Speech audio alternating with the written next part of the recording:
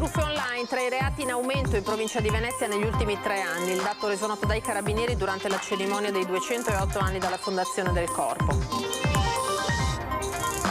Tour Veneto della Ministra per le Pari Opportunità Elena Bonetti a Mestre, l'incontro con categorie e associazioni per discutere dell'importanza dell'imprenditoria femminile. Caro bollette, 5 milioni stanziati dal Comune di Venezia per aiutare le famiglie in difficoltà, ma dichiara l'assessore alla coesione sociale, anche il governo deve battere un colpo. Sindaco e polizia locale di Jesolo chiedono al prefetto maggiori forze dell'ordine da subito e non da metà luglio dopo il caos degli ultimi giorni. Domani il Comitato per l'Ordine e la Sicurezza.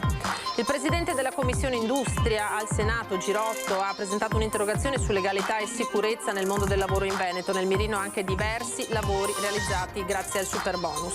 Un altro incidente lungo il tratto maledetto dell'autostrada A4 tra San Stino e Porto Gruaro. 2 tir si sono scontrati, uno dei conducenti portato via con l'eli soccorso, chiusa l'autostrada.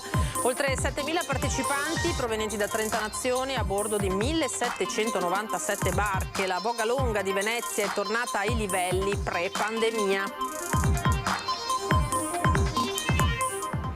Buonasera, ben ritrovati in diretta edizione di Venezia dei nostri telegiornali. Prima di cominciare con i servizi di questa sera, avete sentito i titoli, vi lancio il quesito del sondaggio appunto di questa sera, il cui esito poi daremo nel corso della prima serata di Antena 3 Ring.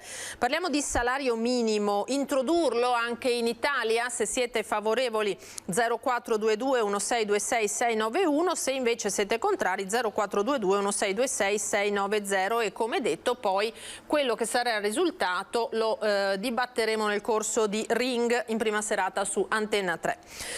Parliamo di Carabinieri, della festa per i 208 anni dalla fondazione.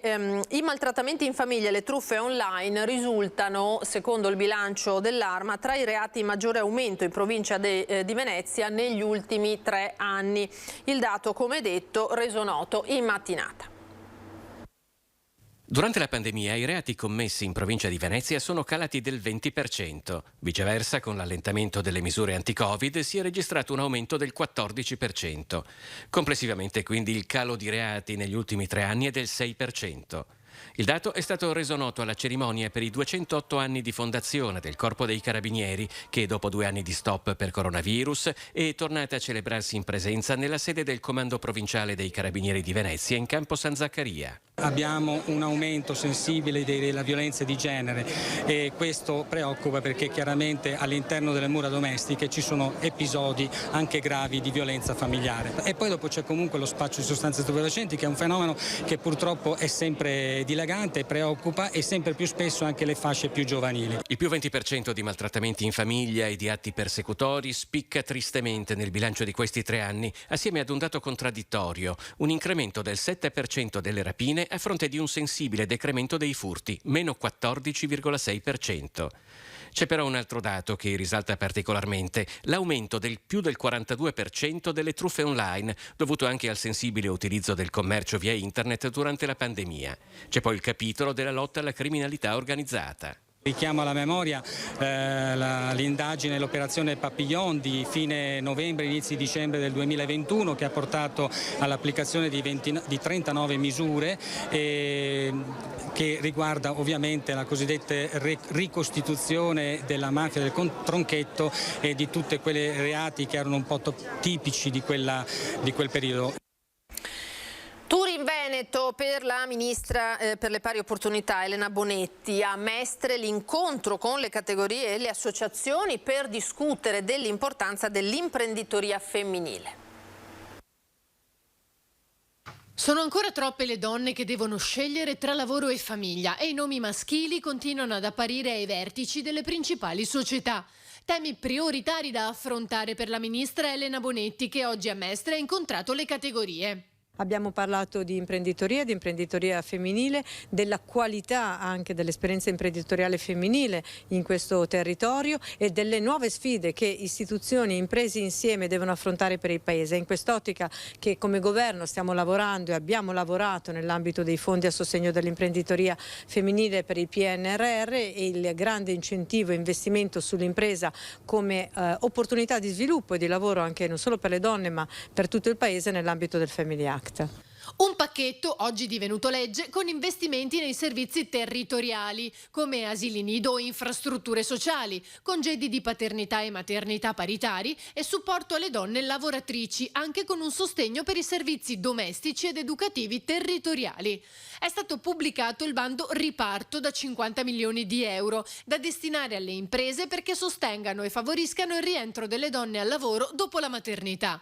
La ministra ha poi commentato il caso Veronafiere con la nomina di un CDA completamente maschile. È falso e offensivo dire che nel territorio di Verona o nella regione del Veneto non ci siano competenze femminili capaci invece di assumere questo ruolo di responsabilità. Le donne competenti ci sono, basta volerle cercare. Ecco perché le quote rosa hanno rappresentato e tuttora rappresentano una leva importante per evitare che queste discriminazioni possano essere perpetrate. Visto il particolare momento di difficoltà per molte famiglie a livello economico, il Family Act andrà in loro soccorso. Con l'assegno unico universale dà un sostegno strutturale alle famiglie con i figli, sono 20 miliardi di euro che sono già oggi presenti, nuovi in più nelle casse familiari. Per quanto riguarda il tema dell'emergenza energetica, che è un tema di questi mesi, il governo ha investito 30 miliardi di euro per sostenere imprese e famiglie, con un ampliamento in particolare della platea delle famiglie che possono accedere al sostegno economico, quindi non avere aumenti nelle bollette sia della luce che del gas. Per famiglie che hanno meno di 12.000 euro di ISEE stiamo parlando di un 40-45% dei nuclei familiari del nostro paese. E a proposito di caro bollette, sono 5 milioni stanziati dal Comune di Venezia proprio per aiutare le famiglie in difficoltà, ma secondo l'assessore alla coesione sociale anche il governo deve battere un colpo e qualcosa l'abbiamo sentito proprio dal ministro.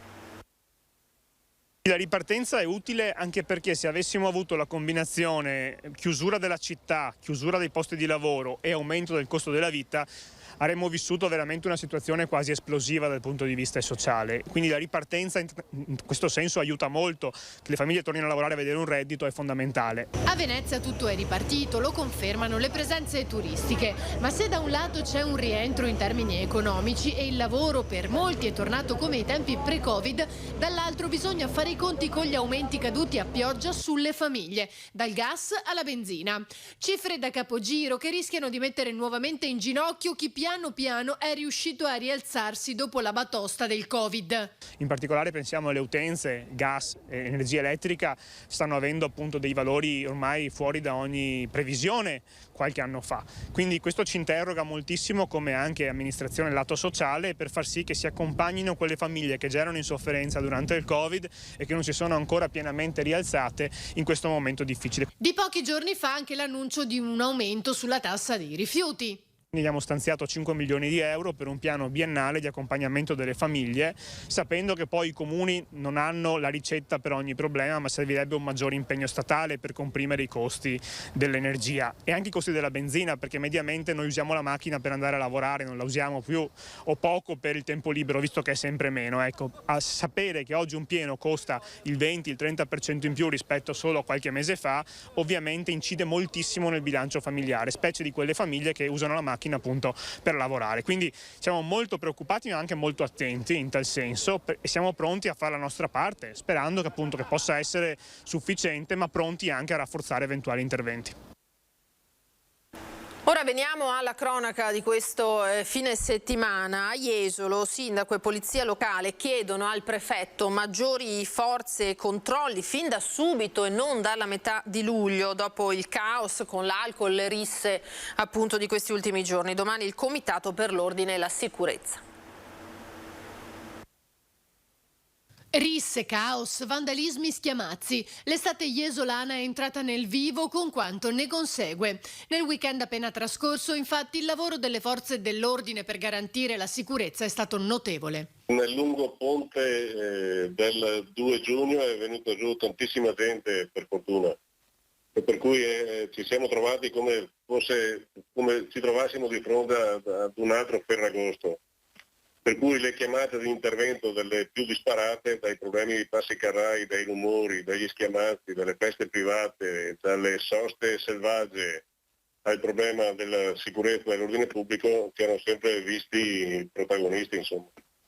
per cui abbiamo avuto decine e decine di interventi. Un'altra rissa tra giovanissimi in piazza Mazzini ha impegnato gli agenti che hanno lavorato intensamente per l'intero weekend. Sabato sera avevo fuori sette pattuglie che 3 erano concentrate, soltanto 3 di queste erano concentrate nell'area che gravita tra piazza Mazzini e piazza Aurora. L'ottimale sarebbe quello di avere sempre un presidio fisso con tutte le forze dell'ordine ogni sabato notte dalle 11, dalle 23 di sera fino alle 5 del mattino. Purtroppo gli organici di tutte le forze dell'ordine fanno i conti con la carenza di organico.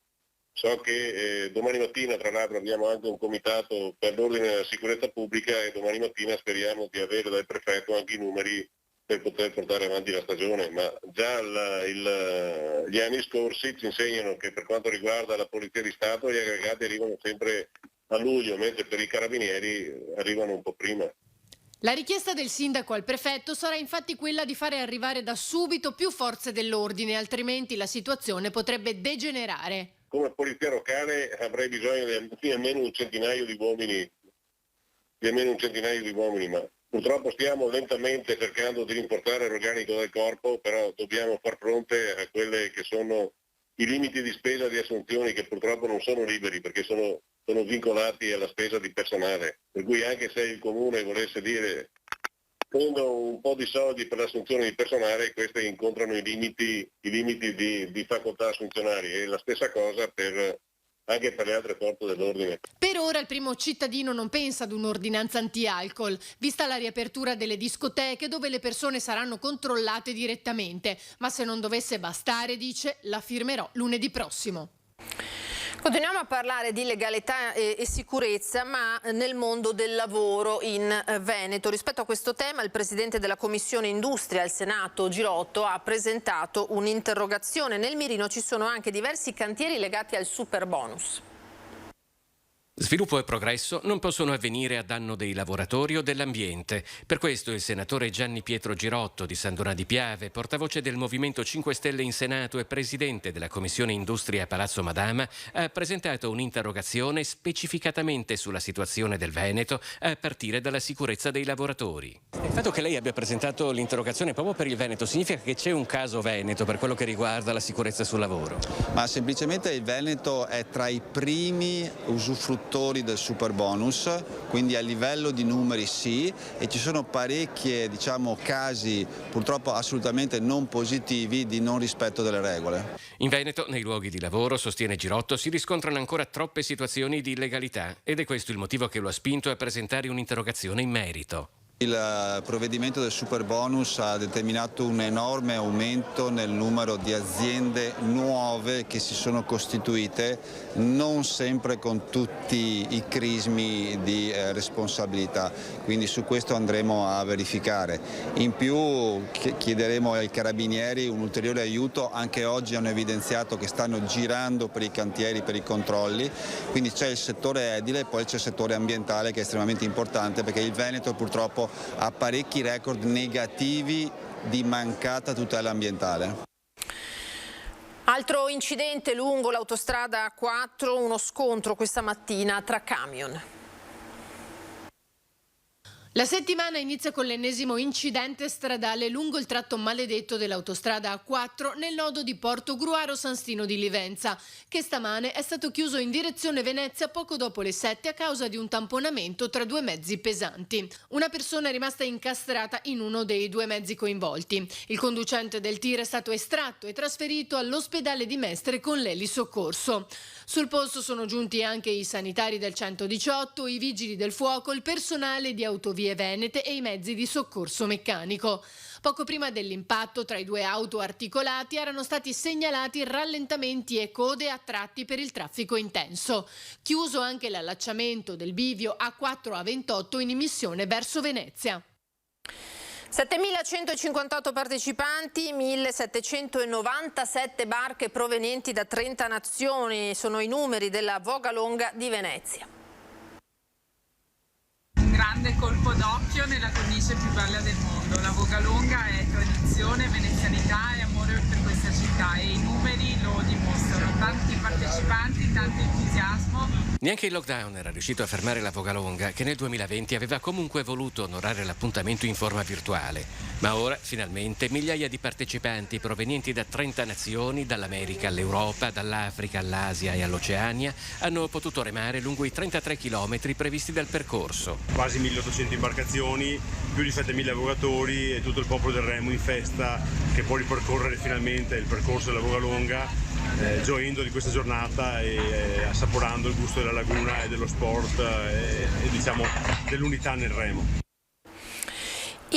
Sono iniziati il 28 maggio e proseguiranno fino ad ancora per alcuni giorni a Venezia i servizi di pattugliamento congiunti messi in campo dalla Questura grazie al contributo di poliziotti francesi e spagnoli in occasione del Salone Nautico e di un periodo caratterizzato dal ritorno a una nutrita affluenza di turisti nella città lagunare. L'obiettivo è di incrementare la sicurezza in città, in particolare appunto nei periodi in cui è interessata da grandi eventi di rilievo internazionale. Avete visto le immagini dunque di questi servizi. Questa sera vi ricordo dalle 21:15 l'appuntamento con Ring, l'attualità politica di Antenna 3, ospiti Alberto Villanova della Lega, Stefano Pelloni del PD, Raffaele Speranzon di Fratelli d'Italia e dalle 22:25 Giampiero Beltotto, presidente del Teatro Stabile del Veneto, che sarà con noi in studio. È tutto per questa sera, io vi ringrazio per l'attenzione, tra poco l'edizione di Treviso e ora le previsioni del tempo per domani. Arrivederci.